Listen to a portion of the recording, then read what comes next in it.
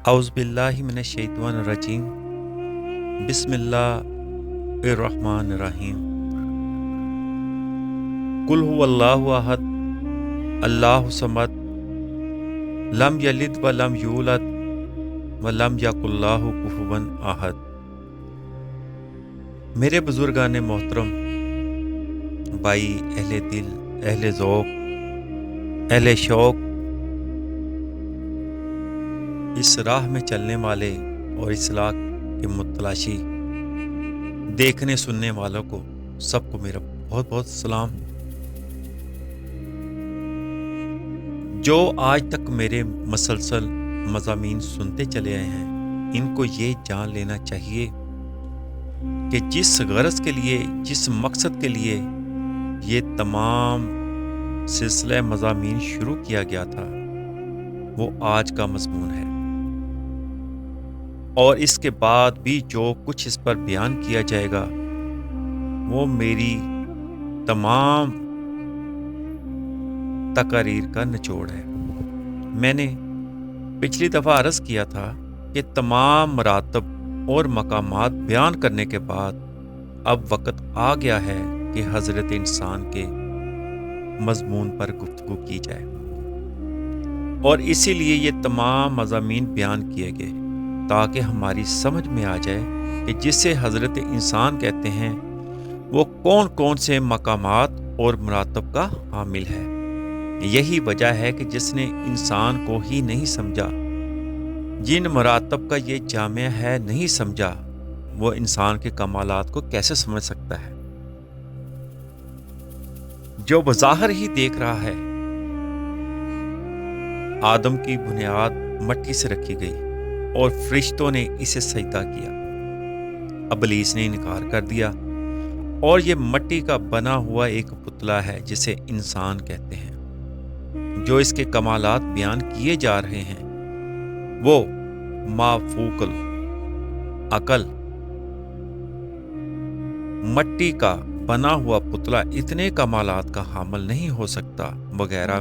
میں نے یہ خیال کیا کہ پہلے نزولی مراتب بیان کیے جائیں جن کا حضرت انسان جامعہ ہے، تاکہ یہ سمجھنے میں آسانی ہو جائے کہ اس پر کون کون سے مقامات کھل سکتے ہیں اور کن مقامات کا ظہور ہو سکتا ہے۔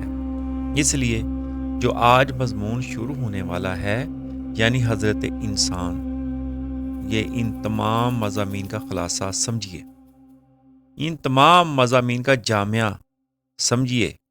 یہ مرتبہ حضرت انسان کا مرتبہ ہے۔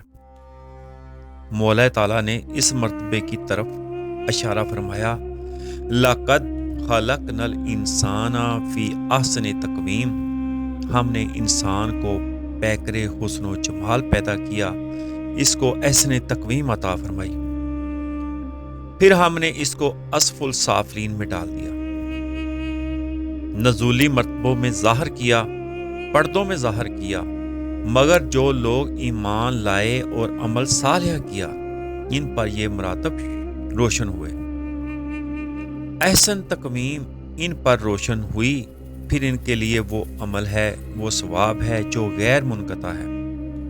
غیر منقطع اجر کیا ہے؟ وہ یہ ہے کہ یہ تو حدیثوں میں آپ نے مضمون سنے ہوں گے کہ صدقہ جاریہ کا ثواب مرنے کے بعد بھی جاری رہتا ہے۔ کسی نے کنواں لگا دیا، جب تک لوگ اس کا پانی پیتے رہیں گے، مرنے کے بعد بھی اس کا ثواب ملتا رہے گا۔ اجر غیر منقطع ہے۔ کسی نے مسجد بنوا دی، جب تک وہ مسجد قائم رہے گی ثواب اس کو ملتا رہے گا، اجر غیر منقطع ہے۔ کسی نے علم پڑھا دیا، جب تک علم کا فیض جاری ہے ثواب ملتا رہے گا، اجر غیر منقطع ہے۔ معلوم ہوا کہ بعض اعمال ایسے ہیں جن کا ثواب مرنے کے بعد بھی جاری رہتا ہے۔ ان الذین آمنوا وعملوا الصالحات میں کوئی تخصیص نہیں کی، جو نیک کام کرتے ہیں ان کا اجر غیر منقطع ہے۔ تو میرے دوستو، جس پر احسن تقویم کا راز کھل جائے، الانسان سری وانا سرہ، حدیث قدسی ہے، انسان میرا بید ہے اور میں انسان کا بید ہوں۔ رب نے کہا اور جب انسان پر اس کا بید کھل جائے تو پھر کیا کھلے گا؟ خدا کھل جائے گا، خدا ظاہر ہو جائے گا، سر الہی کھل جائے گا۔ سر الہی وہ ہے جس پر کھل جائے اس کا اجر غیر منقطع ہو جاتا ہے۔ سر الہی کھل گیا، اس کے مرنے کا سوال ہی پیدا نہیں ہوتا۔ اس کے حجابات اٹھ گئے، اس کی موت کا کیا سوال پیدا ہوتا ہے؟ پانی جب برف ہوا تو پانی برف ہو کر اسفل سافلین میں آ گیا۔ برف کے بعد حجاب طاری ہو گئے۔ برف کو اپنے اصل کا پتہ نہیں، وہ اپنے آپ کو پانی کا غیر سمجھتی ہے، کیونکہ برف ہو گئی ہے، صورت میں آ گئی ہے، تعین میں آ گئی ہے، اس میں ٹوٹنا پھوٹنا آ گیا ہے۔ جب اس میں یہ صفتیں آ گئیں تو حجاب ہوا۔ جب وہ حجاب میں آ گئی تو کسی مرشد کا عمل نے درس دیا۔ جب اس پر یہ راز کھل گیا کہ میں پانی ہوں، برف کیا ہے؟ پانی کا سر۔ پانی کیا ہے؟ برف کا سر۔ اگر برف کا بھید کھل جائے تو پانی ہوا، اگر پانی کا بھید کھلے تو برف ہوتا ہے۔ جب خدا پر خدا کا بھید کھلا تو انسان ظہور میں آیا، اور جب انسان کا بھید کھلا تو خدا ظہور ہوا۔ بشرطیہ کہ بھید کھل جائے، کوئی مرشد کامل مل جائے اور اس پر یہ بھید کھول دے۔ جب یہ راز کو پا جائے گا تو پھر دوئی دور ہو جائے گی، پردے دور ہو جائیں گے، وہ ایمان والا بن جائے گا۔ اے ایمان والو، دیکھ کر بھی ایمان لے آؤ۔ صرف غیب پر ایمان لائے ہو، دیکھ کر بھی ایمان لے آؤ۔ ایک ایمان بالغیب ہے، ایک ایمان بالشہود ہے۔ عام لوگوں کا ایمان ایمان بالغیب ہے، خاصوں کا ایمان ایمان بالشہود ہے۔ جب یہ بید کھل جائے تو اس کے مرتبے بڑھ جائیں گے اور اجر غیر منقطع ہوگا۔ یہ لوگ حجابات میں ہیں، ان پردوں کو اٹھانے کے لیے پیر کامل کی ضرورت ہے۔ یہی وجہ ہے جو کہتا ہے کہ اولیاء اللہ تصرف نہیں کر سکتے، وہ صرف انسان کو اس جہان میں دیکھتا ہے۔ اگر اس جہان میں بھی دیکھے تو فیصلہ ہو جائے، غلط فہمیاں دور ہو جائیں۔ یہ جہان زمان و مکان کی قید میں ہے، اور وہ جہاں وہ ہے کہ جس کے پیچھے وقت لگے، وہ وقت کا محتاج نہیں، وقت اس کا محتاج ہے۔ وہ چاہے تو ایک لمحے کو 100 برس کر دے، اور چاہے تو 100 برس کو ایک لمحہ کر دے۔ جانتے ہو جس کا تصرف میں وقت ہے وہ گزرے ہوئے وقت کو واپس لا سکتا ہے، کیونکہ جہاں سے تصرف ہوتا ہے، جہاں زمان و مکان کی قید نہیں، وہ اس کا مقام ہے۔ اس لیے حضرت غوث پاک شیخ عبد القادر جیلانی محبوب سمانی رحمت اللہ نے 12 سال کا ڈوبا ہوا بیڑا ترا دیا۔ دیکھنے والوں نے یہ نہیں سمجھا کہ یہ 12 برس اس جہاں کے ہیں، اس جہاں کے نہیں۔ اس جہان میں تو وقت کی قید ہی نہیں۔ الوقت سیف، وقت تلوار ہے۔ ایک وہ ہے جس کے ہاتھ کی تلوار ہے۔ اولیاء اللہ کے ہاتھ میں وقت تلوار کی طرح ہے، جس طرح چاہیں استعمال کرتے ہیں۔ وہ ابو الوقت ہیں، ہم ابن الوقت ہیں۔ اس لیے حضرت علی کرم اللہ وجہہ ایک رکعت میں پیر رکھتے اور دوسری رکعت میں پیر رکھنے تک قرآن شریف ختم کر لیتے۔ الحمد سے والناس تک قرآن ختم ہوتا، 3 دفعہ کل شریف پڑھ کر نہیں۔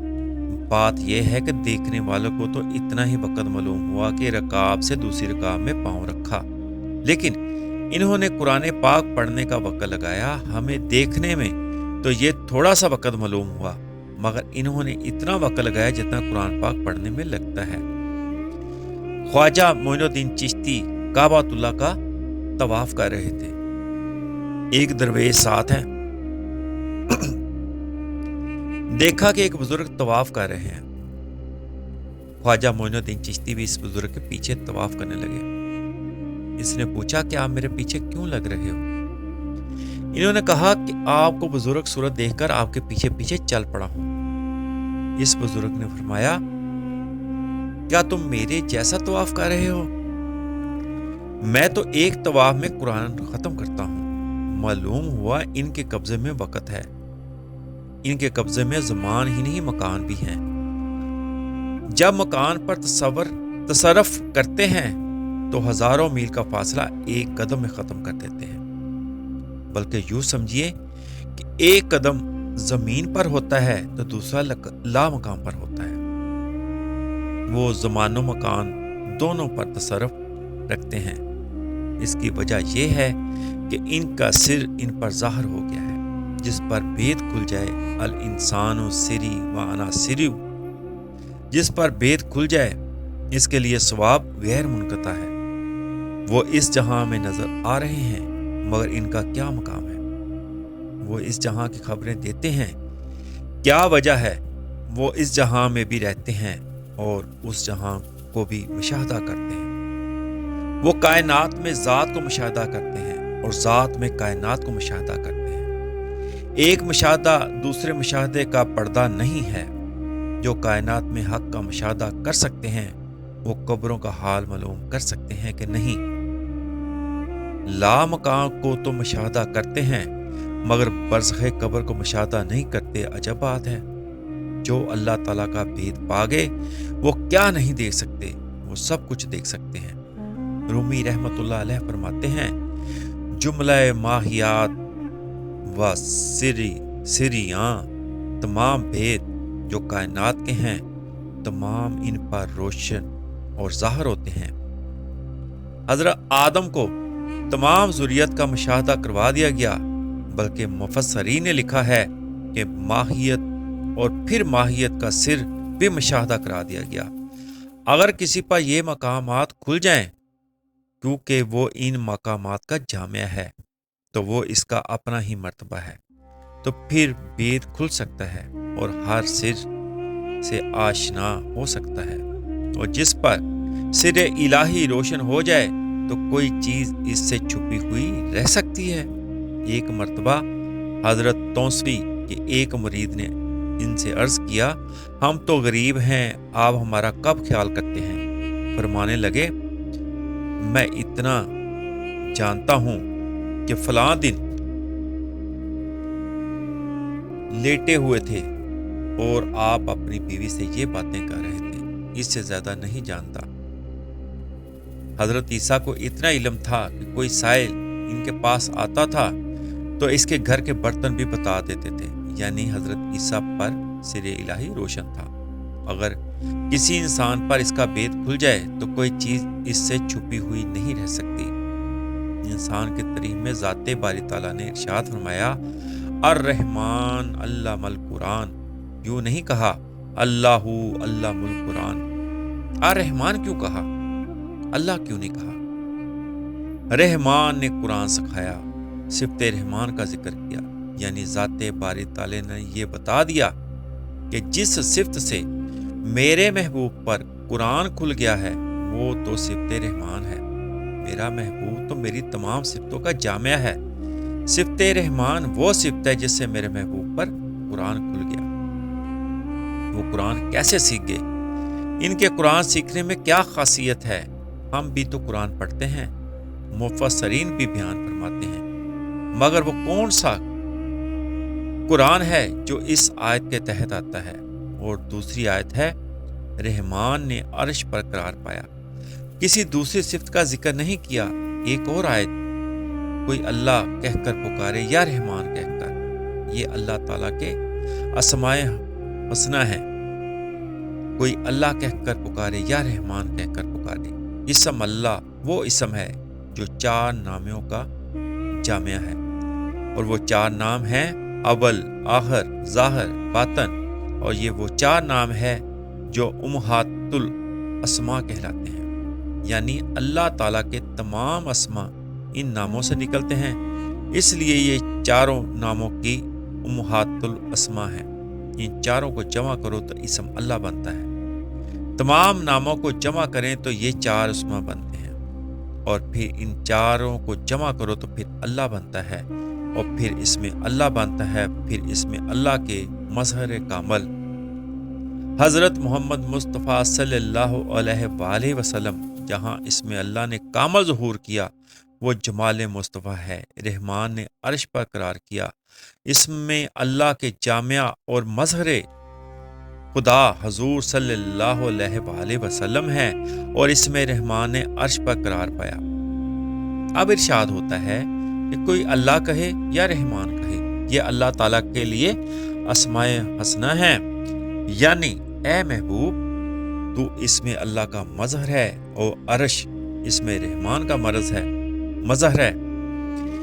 جب معراج کو گئے تو فرمایا کہ تجھ پر اس میں رحمان کا مرتبہ بھی کھول دیا، اب تو ان دونوں اسموں کو جاننے والا ہے، کوئی اللہ کہے یا رحمان۔ رحمان نے قرآن سکھایا، رحمان وہ اسم ہے جس سے رحمت عام کہا جائے، اور ایک رحمت رحیمیہ یعنی رحمت خاص ہے۔ رحمانیہ رحمت وہ رحمت ہے جو ہر چیز پر بے تکلف ہے، کافر اور مسلمان پر برابر ہے، اسے فیض وجود بھی کہتے ہیں۔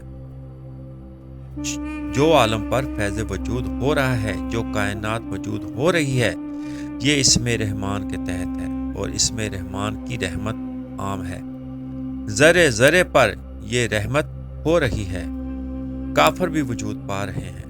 اگر رحمت رحمانیہ نہ ہو تو صرف مسلمان ہی وجود پا سکے، چونکہ نیکی اور بدی ذات باری تعالیٰ کی مخلوق ہے۔ موسیٰ اور فرعون بھی ذات باری تعالیٰ کی مخلوق ہیں۔ اگر فرعون کو اس کے عمل کے اعتبار سے دیکھا جائے تو وہ کافر ہے، اگر یوں دیکھا جائے کہ خدا نے پیدا کیا تو پیدا کرنا ذات باری تعالیٰ کا کمال ہے۔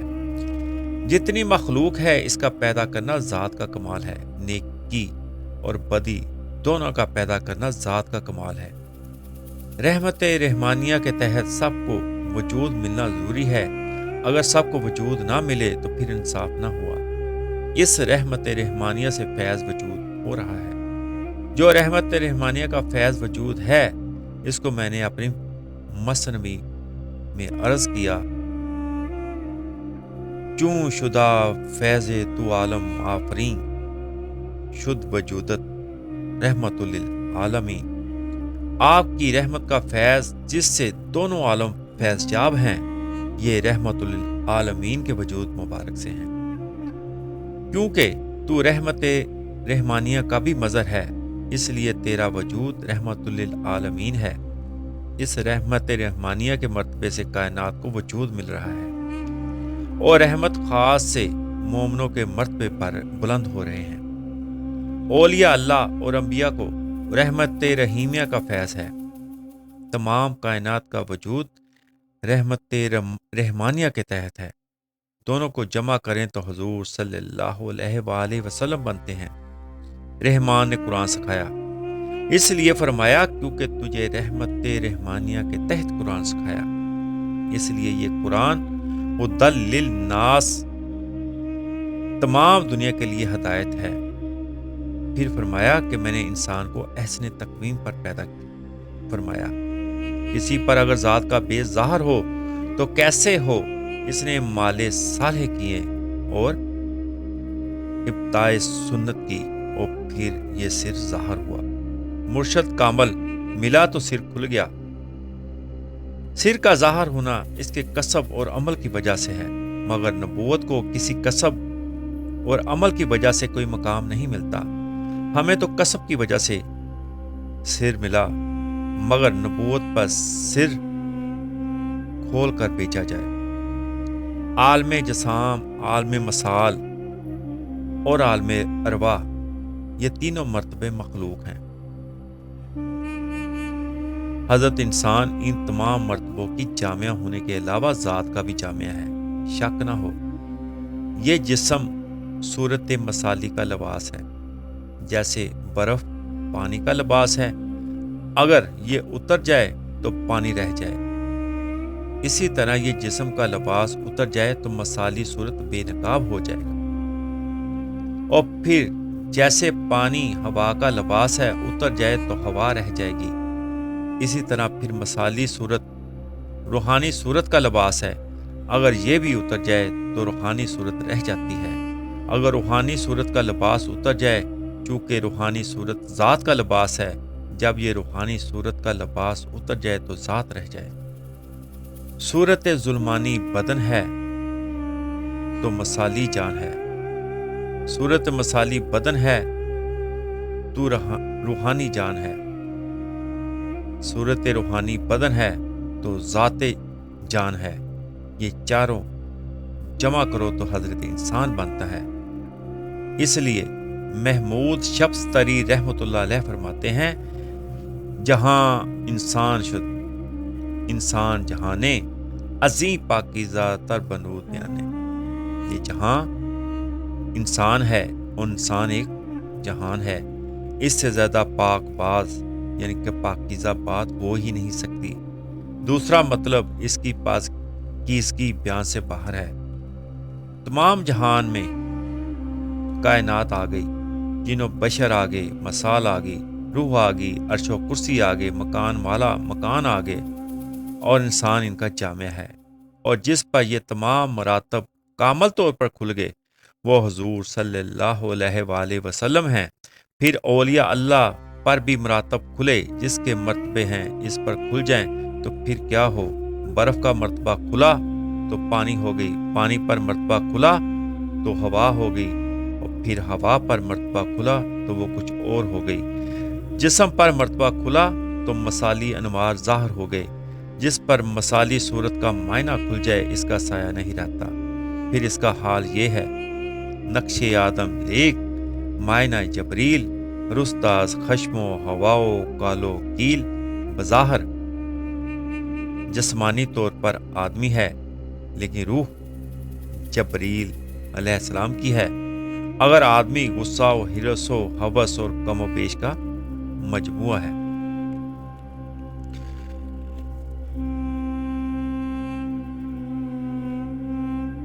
رستا از زہد و آباد تو جہاد، گویا از آدمی و خود نزاد۔ فرشتہ زہد و عبادت اور جہاد، قریب خدا کی جد و جہد میں مشغول کے لیے پیدا ہوا ہے۔ یعنی اگر آدمی چاہے تو اپنے اندر فرشتوں جیسی خصوصیت پیدا کر سکتا ہے۔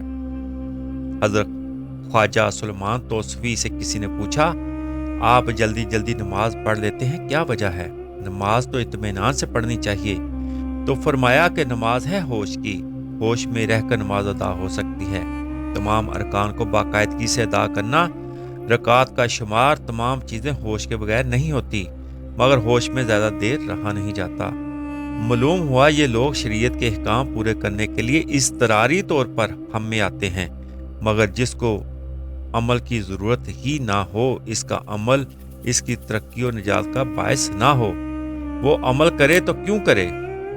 ترقی مراتب کے لیے عمل نہیں کرتا، بلکہ وہ تو ہمیں سکھانے کے لیے، ہم پر احسان کر رہا ہے، ہمیں راہ بتا رہا ہے، ہمیں ہدایت کے لیے کر رہا ہے، ہماری تربیت و پرورش کے لیے کر رہا ہے۔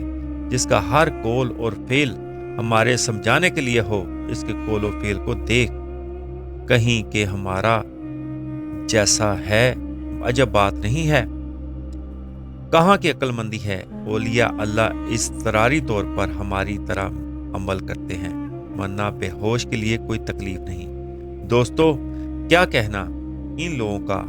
خواجہ معین الدین چشتی کئی سال عالم سکر میں رہے، جب ہوش میں آئے تو درویشوں سے پوچھا کہ میں کیا کرتا رہا؟ درویشوں نے عرض کی کہ ہم نے تو آپ کا مستحب بھی قضا ہوتا نہیں دیکھا۔ ان کی بے ہوشی بھی ہوش سے بڑھ کر ہے، بلکہ ان کے کل پرزے آٹومیٹک ہوتے ہیں۔ حدیث پاک میں آیا ہے، جو ہمیشہ کا نمازی ہو، وہ اگر بیمار ہو جائے اور نماز ادا نہ کر سکے تو ایک فرشتہ مقرر ہوتا ہے جو نمازیں پڑھتا ہے، اور جو ذات میں گم ہو جائے اس کے تمام عمل پھر خدا ہی کرتا ہے۔ حضرت انسان کا مرتبہ اگر آپ پوری طور پر سن لیں گے تو جتنے اعتراضات ہیں وہ سب دور ہو جائیں گے۔ بقیہ مضمون انشاءاللہ اگلے حصے میں بیان کیا جائے گا۔ حضرت انسان پر یہ مضامین اب شروع ہیں، حضرت انسان کے مراتب، اس کی حقیقت انشاءاللہ اللہ کے حضور و محبوب محمد مصطفیٰ صلی اللہ علیہ وآلہ وسلم کے کرم سے اگلے حصے میں بیان ہوگی۔ اللہ پاک ہم سب کو عشق مصطفیٰ عطا فرمائے، درد مصطفیٰ عطا فرمائے، درد دل عطا فرمائے۔ وما علینا الا البلاغ۔